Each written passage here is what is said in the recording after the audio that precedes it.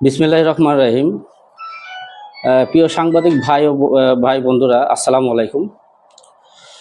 মিথ্যা সংবাদ প্রচার ও উদ্দেশ্যপ্রণোদিতভাবে ফাঁসানোর অপচেষ্টার প্রতিবাদে আমরা আজ এইখানে উপস্থিত হয়েছি।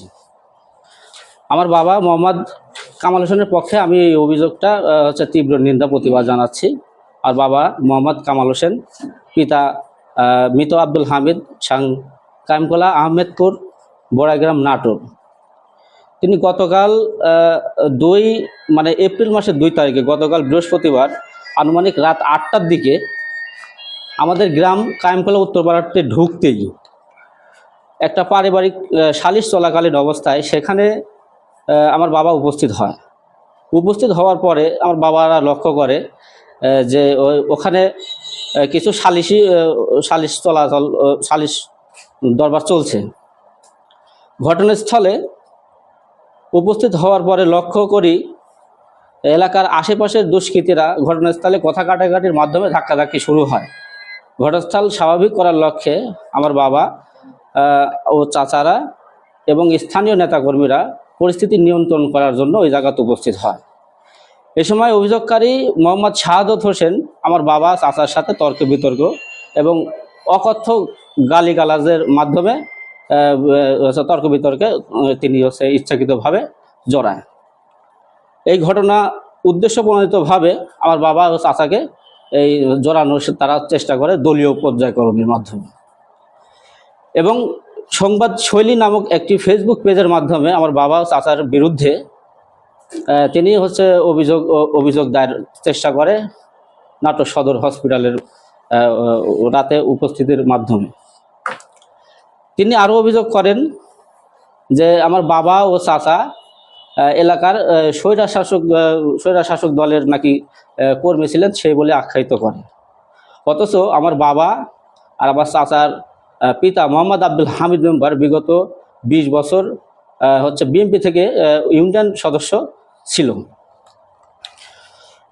অভিযোগকারী শাহাদত নিজেই একজন সৈনিক লীগের পদধারী একজন নেতা ছিলেন। তিনি আহমেদপুর ডিগ্রি কলেজের 24 জুলাই ছাত্র আন্দোলনের সময় সে ছাত্রদের আন্দোলন বাধা দানকারী একজন অভিযুক্ত আসামি ছিলেন। তিনি আরও অনেক অভিযোগই করেন যে তাদের সাথে নাকি আমাদের জমি জমা নিয়ে অনেক বিরোধ ছিল, অথচ এটা ছিল মিথ্যা, ভিত্তিহীন। যদি আপনারা প্রমাণ চান তাহলে আমরা প্রমাণ আমাদের কাছে যথাযথ আছে। এ বলে আমরা এই সংবাদশৈলী এই মিথ্যা অপচার আমরা তীব্র নিন্দা প্রতিবাদ জানাচ্ছি। আমি জালাল আহমেদ, বড়াইগ্রাম উপজেলা যুবদলের সাবেক যুগ্ম আহ্বায়ক। কালকের যে বিচ্ছিন্ন একটা ঘটনা ঘটেছে এ বিষয়ে আমি ওখানে উপস্থিত ছিলাম, আমি কিছুটা জানি। সেটা হচ্ছে কালকে একটা পারিবারিক একটা সমস্যার কারণে আমাদেরকে ডাকা হয়। ওখানে সমস্যা প্রায় সমাধানের মধ্যে। এই টাইমে আমি ওখানে বসার আগেই কামাল মেম্বারকে ফোন দেই যে ভাই আপনি আসেন, আপনার এলাকাতে আমি একটা সালিশে যাচ্ছি, ওখানে আপনি থাকা লাগবে। উনি অনেক দূরে ছিল, সালিশের মধ্যে উনি উপস্থিত হতে পারেন নাই। সালিশের শেষে হলেও উনি আসছেন। তো এর মধ্যে কিছু বিচ্ছিন্ন ঘটনা ঘটছে, যেটা বিষয়ে অনেক আলোড়ন সৃষ্টি হয়েছে এবং সাংবাদিক সম্মেলন নাকি হয়ে গেছে। তো বিষয়টা ছিল ওখানে শান্ত পরিবেশটাকে কিছু দুষ্কৃতী বা কিছু দেখা যাচ্ছে সালপাল বয়সী কিছু লোকজন ওখানে একটু বিশৃঙ্খলা সৃষ্টি করার পায়তারা করে এবং উত্তপ্ত পরিবেশ সৃষ্টি হয়ে যাওয়ার পর্যায়ে চলে যায়। তো পরে ওখানে শান্ত পরিবেশ অশান্ত হয়ে যাচ্ছে, এটাকে শান্ত করতে গিয়ে হয়তো হাতাহাতি ধাক্কাধাক্কি হয়েছে, কিন্তু এমন কোনো দুর্ঘটনা ওখানে ঘটে নাই বা মারামারি হয় নাই যেটা নিয়ে হাসপাতালে চিকিৎসা হতে হবে বা এটা নিয়ে সাংবাদিক সম্মেলন করতে হবে, এরকম পরিবেশ হয় নাই। ওরা আমার কাছে বিচার প্রার্থী হলো, আমি বললাম যে ঠিক আছে, ধাক্কাধাক্কি করতে যায় একটা যেহেতু ঘটনা ঘটছে, যেটা নিয়ে বসছে এটা সমাধান করি, তোমাদেরটাও আমি দেখতেছি। তারপরে ওদেরকে আর আমি পাই নাই। কিছুক্ষণ পরে শুনি যে ওরা নাকি মেডিকেলে অ্যাডমিট। আসলে ওই মুহূর্তে আমি দেখছি যে ওদের ওইরকম কোনো মারামারি না, হাতের হয়তো ধাক্কাধুক্কি লাগে, ঠোঁটে একটু কেটে গেছে, এরকম পর্যায়ে ছিল। ঠিক আছে, আমি বললাম যে সবাই এলাকার একটু শান্ত থাকো, বিষয়টা আমরাই সারিয়ে দিচ্ছি, যেহেতু এখানে মারামারির মতন ঘটনা ঘটে নাই। বিসমিল্লাহির রহমানির রহিম।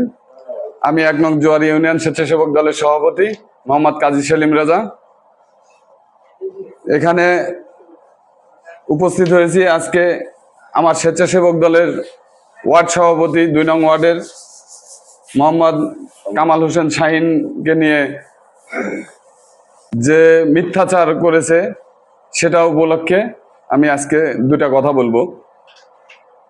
যে ভিকটিম, ওই কাগজটা কই, এটা, যিনি আমার সভাপতিকে নিয়ে আখ্যা দিয়েছেন, তার আমি একটু অতীতনামাটা দেখাবো। এই শাহাদতের নেতৃত্বে 2023 সালে আমার শাহিনের 2 বিঘা জমি এবং 12 কাঠা 2 বিঘা জমির রসুন এবং 12 কাঠা জমির ইপিলিপিল ঘাস, যেটা তারা ক্ষমতার জোরে, স্বৈরা শাসক আওয়ামী লীগের ক্ষমতার জোরে উঠায় নিয়ে যায়, সেটার কাউন্সিলে বিচার বসে, সেখানেও সে সুস্থ বিচার পায় নাই। গতকালকে রাত্রে পারিবারিক একটি ঝামেলা সৃষ্টি হয়, সেখানে ওই এলাকার কায়েমখোলাতে ওই এলাকার গণ্যমান্য ব্যক্তিরাও থাকে। সেখানে আমার সভাপতি, ওয়ার্ড সভাপতি শাহিন উপস্থিত থাকে। ওই হট্টগোল মীমাংসার ক্ষেত্রে আসলে এক জায়গায় যদি হট্টগোল ঘটে, সেখানে 1-2 লোক ওটা মীমাংসার ক্ষেত্রে ছাড়াই দেয় ওই মানবিক দিক থেকে। সেখানে সে ছুটাইতে যায়, নিজেও মার খেয়েছে। এই শাহাদত হোসেন মূলত বড়াইগ্রাম উপজেলা শাখার সৈনিক লীগের সদস্য, সক্রিয় সদস্য।